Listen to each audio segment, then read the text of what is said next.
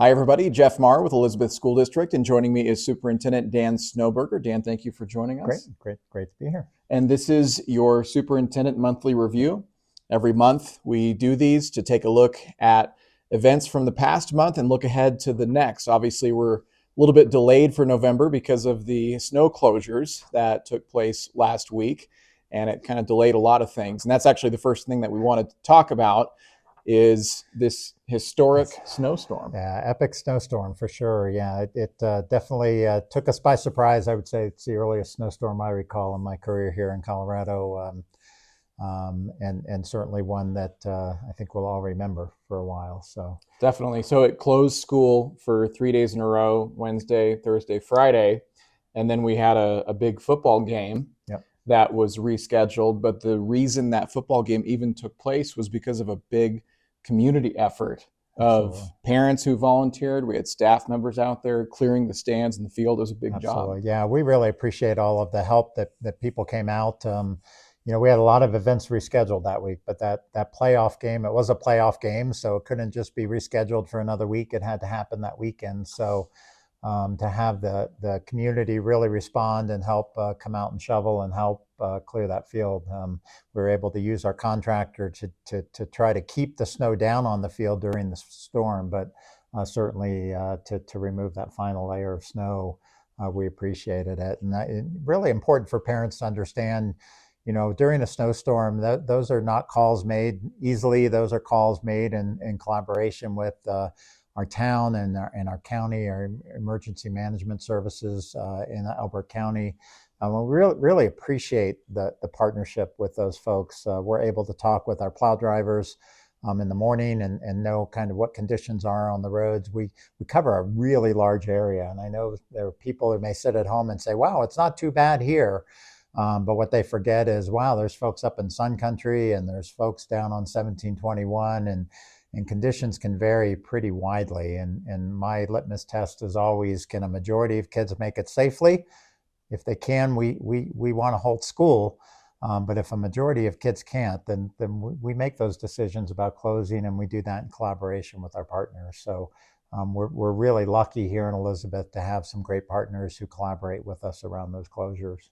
And even on those days where it could be a delayed start, you mentioned those areas that could be isolated with worse conditions. It is our school district policy that if a parent feels like it's unsafe for the student, Absolutely. that they can actually call in an excused I'll absence. always want parents to assess the conditions in their area. And while we may choose to have school on a given day, if your particular area is snowed in, if where your home is just unsafe for you to get your kids out to school, we really need you to make that call. We don't have eyes in every corner of our district, and so if you as a parent feel like, wow, this day is just not safe for my child to get to school based on where I am, we do encourage parents to call and excuse their child. And in inclement weather, we're always going to excuse that student based upon the parent's decision. And I am seeing a little light snow forecasted next week. Hopefully it stays light. Really light, yeah. And we do have, I know in my last update to parents, we were concerned about maybe needing to toggle to remote learning. We've actually done a lot of communication with our state. We actually do have about 5 more snow days in our calendar. The state actually requires 1,080 minutes of instruction time in our calendar. We book more than that in our calendar. So I was looking at how many hours we had left down to that 1,080. What we actually found is our state actually builds some snow days into that. So they actually require that we hold 1,056 hours of instruction. So they actually have 24 hours built in of snow time as well. So we actually have about 5 more days of snow days built into our secondary calendar. So we will not need to pivot just yet to remote learning. And should we get to that point, we'll certainly be communicating with parents about what that's going to look like, so that we make sure that's a smooth transition process. Absolutely, and good information to have.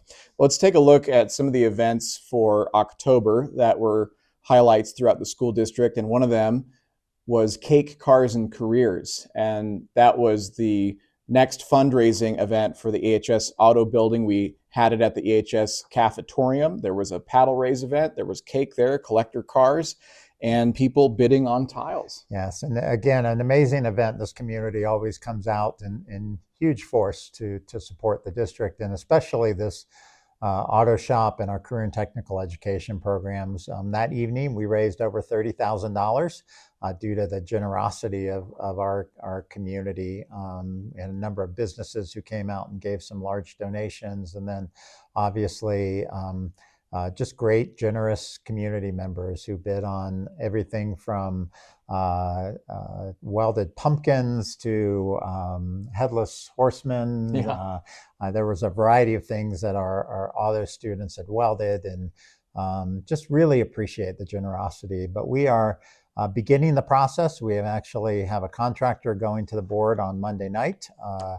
And we will begin the final push to get that auto shop to our certificate of occupancy and get our students in there working on cars. And so again, thank you to the community who has really rallied around this effort to get our auto shop opened. And we want to make clear this is not a done deal. We haven't reached that amount yet to finish the project, but we're getting close. We're at a point now where we can actually begin making some progress, getting some contractors working. We still have a little ways to go, and certainly still open to folks who are willing to step up and help us. But we want to go ahead and begin expending the funds that we've raised so far, so we can get to that certificate of occupancy. That certificate of occupancy means we can have kids work in there, but that may not mean the completion of classroom. It may not mean that the full bathroom is completed. We may have a restroom facility operating, but it won't be the final complete set of plans completed. So that's something we'll continue to work on. So yes, Jeff, good point. We'll continue to be doing some fundraising, but we also know holidays are upon us, and probably not the time to continue some fundraising efforts. Right. So we're going to pause those, get working with what we've got, and we'll certainly keep you updated. Also in October, we saw homecoming week at Elizabeth High School. We saw the homecoming game, and we saw the homecoming parade, which was a big turnout. Yeah, it's amazing in this community. Every student becomes a cardinal that week, and to have all of our elementary and middle school and high school students participate in that parade event is just really something that I've never seen in a district that I've ever worked in. So I have to give a lot of kudos to this community for really rallying behind our high school during homecoming week. We had a great homecoming game, won that game, made it to the playoffs. Sadly, this last weekend during that event where we had to clear the field, our team was not victorious and are not progressing on in the playoffs. But a great season for our football team. And obviously, football is only one sport during that week of homecoming. We had lots of sports compete during our homecoming week, but homecoming is always an exciting event in Elizabeth. Definitely. And also, we wanted to talk about Harvest Festival. So that was something that happened in October, another community event. Elizabeth School District had a booth set up right there on Main Street, and throughout the entire day, it was stacked with volunteers and district office employees, and that was some good FaceTime with the community. Oh, absolutely. Yeah, it's so much fun. This town is, again, I keep pinching myself. Elizabeth is such an amazing place to be, and such a huge community spirit. And so Boo Bash was a great event. Got to see some amazing costumes.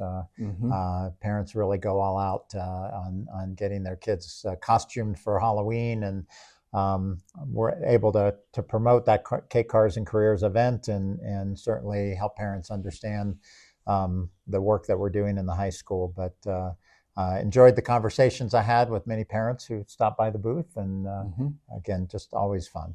So that was a quick look at October, and now that we're in November, we've had some events take place already as of this recording, and then we have some more that are coming up. So for November, we wanted to talk about future uses of Frontier Center. So this is the old Frontier High School, and this is the school district looking at options of what the potential future could be at that amazing and historic facility. When I first got here, one of the first things that happened prior to my joining the team was the board decided not to sell Frontier High School. We knew that was a controversial decision in this community. Prior board had decided, let's sell it.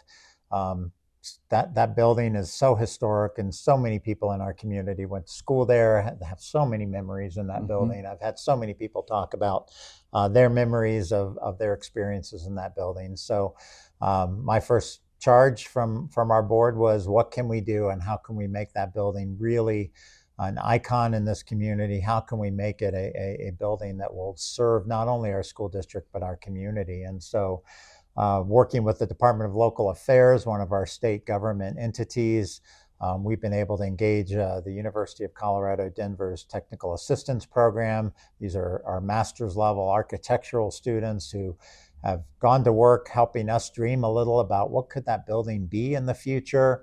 Everything from rec center to more early childhood space to business incubator space to business coffee shop space. Additional education space for homeschool programs like we currently have in there. And we were so excited last Wednesday to be able to highlight that for the community and get community feedback. We had, I think, over 45 people came and was able to see those plans and hear from those students and their ideas. And we right now are asking for feedback on that. We sent out a survey form. So even if you didn't get to come, you can see those slides, you can see those ideas, and we really need from our community to say, we really like these uses, maybe not so much that. This is a building that truly can be a great community center here in Elizabeth. Yes, still a function and a benefit for the school district, but can serve so many other uses. So we're excited about that. Yeah, I'm looking forward to seeing how that is developed out in the coming years. And I bet that's also going to be an issue that might be brought up at your next superintendent forum, which is that was rescheduled, so it's coming up, correct? Yep. And unfortunately, with that snow event, we've had to bump a number of events. So my forum that was scheduled for last Wednesday is now next Tuesday, the 19th, here in our boardroom at 634 South Elbert Street, right down the street from Running Creek. Again, so many things happen in my superintendent forums, and I will say it's typically a small crowd. I'd love for it to be larger, so folks, put it on your calendar, the 19th, 6 o'clock here in the boardroom. Just a chance to dialogue. I don't come with the dog and pony show. I don't have a slideshow to try to convince you of things that we're doing are great. I really want to hear from you. What's working in our district? What's not working? What concerns do you have? What ideas do you have? Last meeting, I will just say we had a parent come to talk a little about their concern about their child and dyslexia services. And I will say we're really excited to be starting some amazing services for dyslexic students. That's starting at Running Creek. We hope to expand that to some of our other schools. But that all started because of a dialogue with a parent at a forum. And so to think that parents coming and just having that one-on-one time to just dialogue and share ideas and bounce ideas off of each other, that's what forums are about. And so again, next Tuesday, November 19th, 6 o'clock here in the boardroom at 634 South Elbert Street. Love for you to come. Stay as long as you want. It's typically an hour and a half, but just a chance to dialogue. And again, if you have concerns, problem-solving time too. This is your district. It's my job to hear you and to make sure that we're doing the very best we can to make this a great district you expect it to be. So we get that open dialogue during the superintendent forums, and we get it from the board coffees. And we had a board coffee this month, last month, and then we have another one that's coming up, and that's going to be in February, I believe. Right, so I'll be putting the date out for that. But yes, please join those forums for that dialogue, and you never know what kind of ideas may come of that and the changes as a result. So we definitely want to hear your voice. The other thing that we want to talk about that's coming up is the EHS Thanksgiving dinner. This is put on by the EHS Alternative Education Program. This is November 21st at 5 p.m. at EHS. So that one, we are partnering with Smoky Trail Barbecue, and this is a big event and something that the whole community looks forward to. Yeah, and it was a tradition in Frontier. So prior to Frontier closing, it was a major event. Our senior center was actually in Frontier. And so our seniors in our community looked forward every year, as did our students, in having a Thanksgiving feast together. And I'm really proud of our alternative ed program in resurrecting that last year. And they now do it at the high school. So any member of our community, and really targeting our seniors, but any member of our community, families are welcome. Our students prepare an amazing Thanksgiving feast. Again, Smoky Trails Barbecue is our partner this year and preparing our turkeys for us. Great opportunity to come, have a meal together, see these amazing students. They are great servers. They take so much pride in delivering this dinner. And really hope that the community will turn out and enjoy this amazing dinner that they put together for our community. But most importantly, if you have seniors who live next to you or seniors in our community, we want our seniors to know that our school district cares about them. And so many of our seniors don't have the family who are able to come and enjoy Thanksgiving with them. And we want them to know we're their family, and we want them to come and take part in this dinner. So 21st, doors open at 5 o'clock, dinner served at 5:30. It's about a 2-hour window. So even if you can't get there at 5 or 5:30, come when you can. You won't be dissatisfied, I promise you. And speaking of Thanksgiving, happy Thanksgiving to everybody, because we won't see you again until December for the next Superintendent Monthly Review. And we hope that you have a wonderful Thanksgiving. Absolutely. And I can tell you every day I'm thankful. This is a great opportunity for me. I love being in this district. I'm thankful for the opportunity to serve Elizabeth. And again, as from all of us here in Elizabeth School District, happy Thanksgiving and enjoy the time with your family. Dan, thank you. Thank you. And be sure to follow us on social media and our website for more content like this, and we will see you next time. Thank you.